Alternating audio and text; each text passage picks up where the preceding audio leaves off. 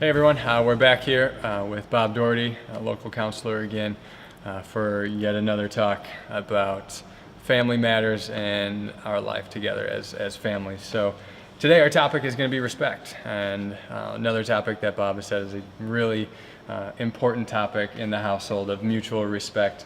Today we're primarily going to focus on respect between children and parents in that relationship. So we tend to only think of respect in that relationship as children respecting their parents. But something that you've mentioned to me before is, especially in those adolescent and teenage years, how important it is that respect is a two-way street. Yeah. So can you elaborate on that a little bit? No. This could be really awkward. Yeah. All right. Okay. No, it is. And the problem is that that parents seem to think that I demand respect, and this becomes the issue in counseling. I demand respect, and this kid doesn't respect me. He's got a bad attitude, so on and so forth.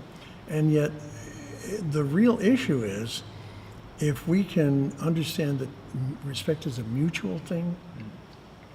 If a kid feels respected, they'll be a lot more responsive to discipline, to rules, and so on and so forth. So, you know, now where does the respect come from? You don't just say, okay, I need to respect the kid. No, it comes out of the relationship. So, so one thing particularly about working with teens, but also with the younger kids, is that, well, like James Dobson, he, famous psychologist, said that love for a kid, for a teenager, is spelled T-I-M-E.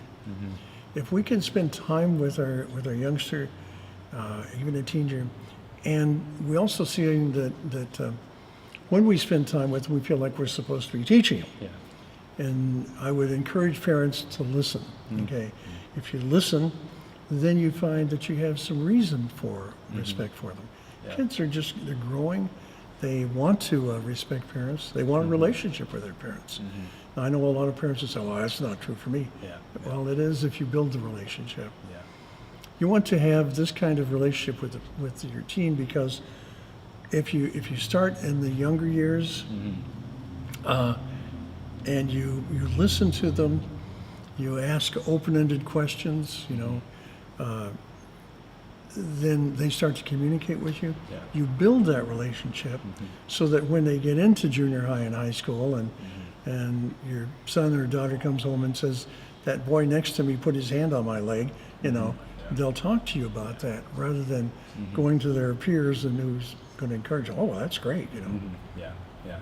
So you mentioned in there the importance of listening. Yeah. What are some of the basic principles of active listening, or just being a good listener, that we can adopt right away? Well, active listening is, again, comes out of the relationship. The principle of active listening is being able to understand what the person is saying to you as if you had to repeat it back. Yeah. Okay? Because most of all, what happened, or most likely what happens, is we spend a lot of time preparing our answer so we're only hear part of the game. Yeah. And one of the things that helps with that, for example, with me, I have a hearing loss, so is when my wife says to me, Bob, oh, now she's got my attention, and then I hear what she says. Yeah. If she starts talking and doesn't get my attention, then by the time she gets into 2 or 3 sentences, I'm trying to understand what it is she's talking about and so on. And this is particularly true with our kids. Right. Okay, Yeah. get their attention and listen. Yeah. And I know one of my struggles with listening is when I'm on my phone or I'm on a device and my wife or somebody comes up to me to talk to me, and the importance of just putting that down. Yeah. To listen, to engage fully, because I often think that I'm able to do both. Yeah. And I usually find out that I'm not, and I'm really bad at that. It's a male thing, yeah. Right? Yeah, Okay. I think so now. So what are some practical ways that parents of teenagers, parents of adolescents can really show respect to them? Some simple examples maybe, or something that can be helpful. Well, by taking an interest in the things that they do. Yeah.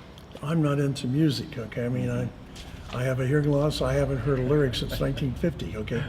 But I hear the beeps, and that kind of stuff. That's why I like classical and jazz. No lyrics. Yeah. But if my child has a favorite music group, and I can ask, well, what is it that you like about them, and so on. So it's taking an interest in the things that are interesting to them. And believe it or not, they'll outgrow that stuff. So okay. Right. Yeah. Yeah. When my son was 2, he was big into Thomas. Yeah. So I was the biggest Thomas fan Oh, yeah. around. I learned everything there was to know about trains, and then we took him to the train museum, and he saw life-size Thomas. And from that day on, he didn't like Thomas anymore. So now I have all this train knowledge Yeah, that is right. completely useless. But That's a whole sermon series I could see. yeah, I think so. I don't think anybody'd be interested in Oh. it, but it would be the Bible according to trains. Not Yeah. great. How would you encourage young people to be respectful to their parents, even if their parents maybe haven't been building this relationship and building this respect? Their parents haven't been giving them the respect that they feel they deserve. How would you suggest they go about that? Well, that's difficult because teenagers, particularly when they have not felt respected, like in Ephesians about fathers, don't provoke your children to anger. If they feel provoked or if they feel unappreciated, then they develop this sense of a lack of self-esteem. Yeah. And I see this in the counseling office all the time. My parents didn't respect me. They didn't think I did anything right. I was always too fat, da-da-da-da. And so what happens now is, as they grow up, they're not willing to give respect, okay? Yeah. And then they get to be adults and they're in my office and we have to start rebuilding everything. Yeah. So. And what about parents who feel like they're just continually disrespected by their children? Where do they start? Well, the first thing I think is for both the kids and the parents is our relationship with Christ. If we understand that we have this brotherhood, okay, that we're family, Yeah. and that bigger family, not just my family, but the family of God. And Jesus talks about, having to love one another and so on.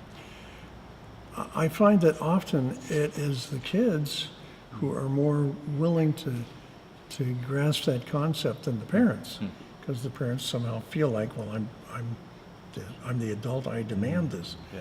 Whereas kids don't have that, I can't demand it. Sometimes they do, okay, and then it blows up. Yeah. So, Yeah. All right. Good stuff. You mentioned this in one of your last answers about Ephesians 6:4, how Paul implores fathers not to provoke their children to anger. One translation says exasperate their children. What does this mean, and how does it kind of work out in the home? well, I think exasperate's a good definition for that, because you don't have to necessarily provoke them to anger. It's like Paul with his sticking the prods.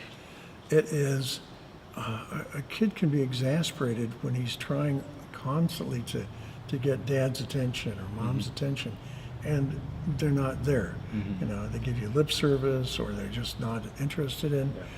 And so a child starts to develop this exasperated attitude, and so they'll go elsewhere. They'll go to their peers rather than going to their folks. Yeah. And lastly, step-parent, step-home situations this respect can quickly become a major issue in the home.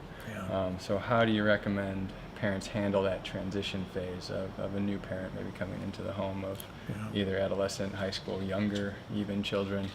Well, I recommend the Step Family Association for one. There's a lot of helpful tools online, but there is this tendency when a step dad steps into a family situation. Well, let me back up. Step families are based on a different concept than a first marriage. First marriage, there's this love and flowers and lots of stuff. But a step family is developed out of loss. There's this grieving process that the kids go through, as well as the adults. And so you can't just step in and say, oh, well, okay, I'm going to take over.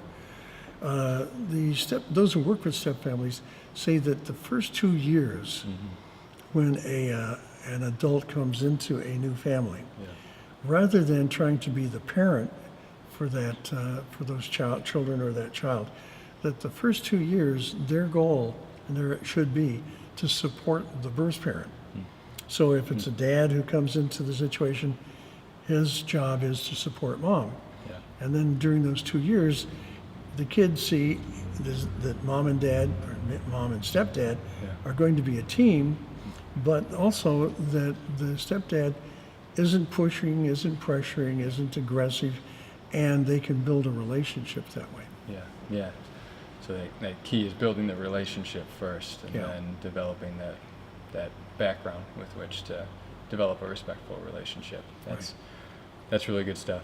Thanks again for all of your wisdom and all of your practical advice today, Bob. Thank you.